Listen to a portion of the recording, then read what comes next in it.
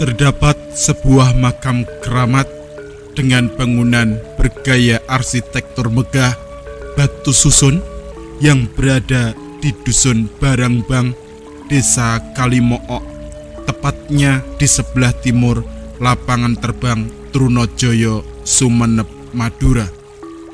Makam tersebut dipercaya merupakan peristirahatan terakhir dari seorang waliullah bernama Kiai Ali Barangbang, di mana semasa hidupnya Kiai Ali terkenal sebagai seorang ulama yang sangat tinggi keilmuannya.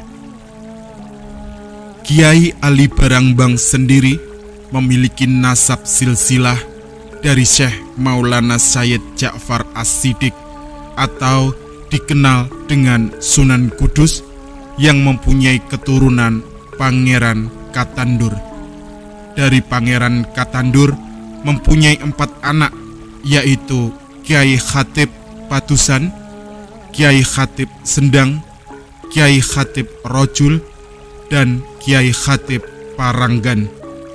Nah, Kiai Ali Barangbang sendiri merupakan putra dari Kiai Khatib Patusan.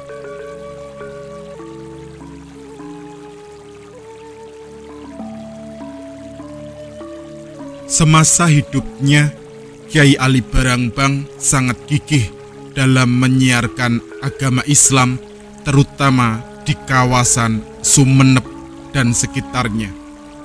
Banyak dari kalangan santri-santrinya merupakan putra-putri bangsawan keraton. Beliau yang wafat sekitar tahun 1092 Hijriah ini dikenal sebagai seorang ulama besar yang sangat disegani.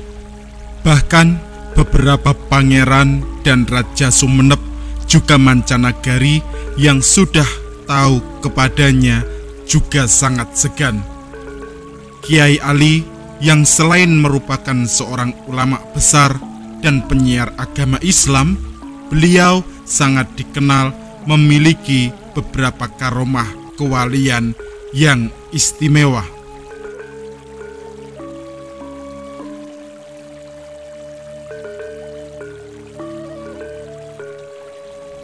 Konon, semasa hidup, Kiai Ali mempunyai beberapa kelebihan karomah di luar nalar. Salah satunya dapat melatih binatang, yaitu kera atau monyet, hingga dapat berbicara, bahkan sampai bisa fasih mengaji.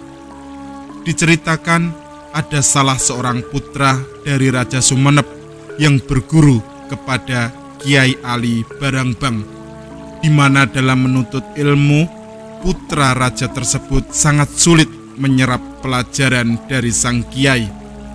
Hingga pada suatu malam saat rutinitas belajar mengaji, sang putra raja berbuat ulah atau bandel dan tidak memperhatikan pelajaran yang diberikan. Agar mendapat pelajaran berharga, Kiai Ali pun menghukum sang putra raja itu dengan memukul kakinya.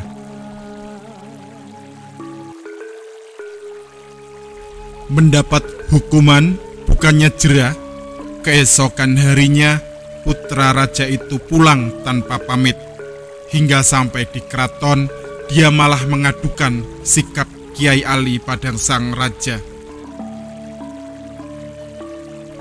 Mendengar pengaduan putranya yang sedikit melebih-lebihkan itu, sang raja sangat marah dan langsung memerintahkan sang prajurit untuk memanggil Kiai Ali guna menanyakan alasan kenapa putranya sampai dipukul. Singkat cerita, tanpa rasa takut, Kiai Ali menghadap dan menjawab bahwa sebenarnya dia tidak berniat memukul putra raja, melainkan kebodohan yang menemani putra raja. Mendengar jawaban tersebut, raja merasa tersinggung sebab putranya dianggap bodoh. Dengan pandangan marah, kemudian raja memberi perintah dengan hal yang sangat mustahil.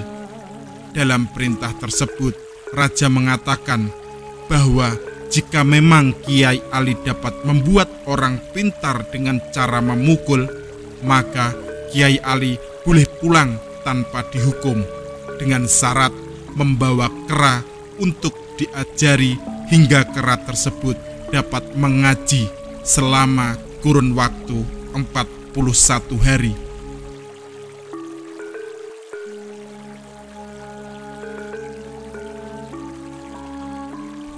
Ringkas cerita, Kiai Ali menyanggupi syarat sang raja dengan membawa kera itu pulang untuk diajari mengaji. Konon, setiap malam Kiai Ali mengajak sang kera untuk memancing bersamanya. Hingga pada suatu malam, tepatnya di malam ke-27 dari penghadapan di keraton, Kiai Ali memberikan tali tambang yang terbuat dari sabut kelapa kepada sang kera dengan cara mengikatkan pada jari kakinya. Usai diikat, ujung tali itu lalu dibakarnya.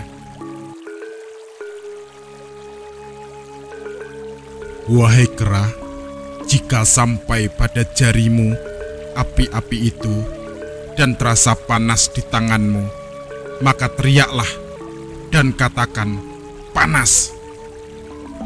Kata Kiai Ali kepada kera-kera itu. Ketika api mulai merambat pada jari kaki kera itu, keajaiban pun terjadi. Atas kuasa ilahi, kera itu terpekik dan berteriak, "Panas!"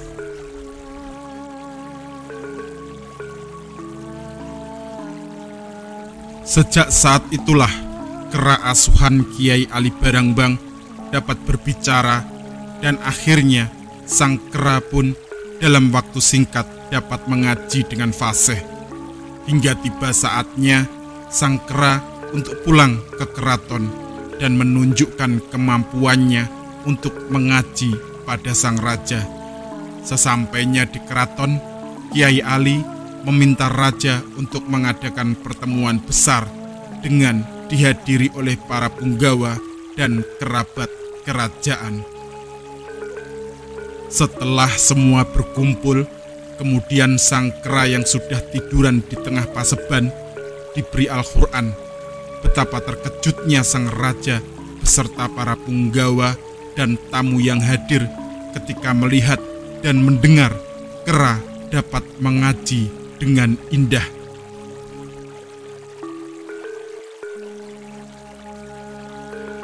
Setelah kera-kera itu selesai mengaji, Kiai Ali melemparkan pisang kepada kera dan berkata dengan bahasa Madura, "Elmo kala kabebede," yang artinya ilmu kalah pada watak. Mendengar ucapan sang kiai, raja pun tertegun lunglai bagai kerbau dicocok hidungnya dan menyadari kesalahannya. Hingga pada akhirnya sang raja pun bersabda bahwa barang siapa yang menuntut ilmu belum menginjak tanah Barangbang, maka ilmunya tidak sah atau belum sempurna.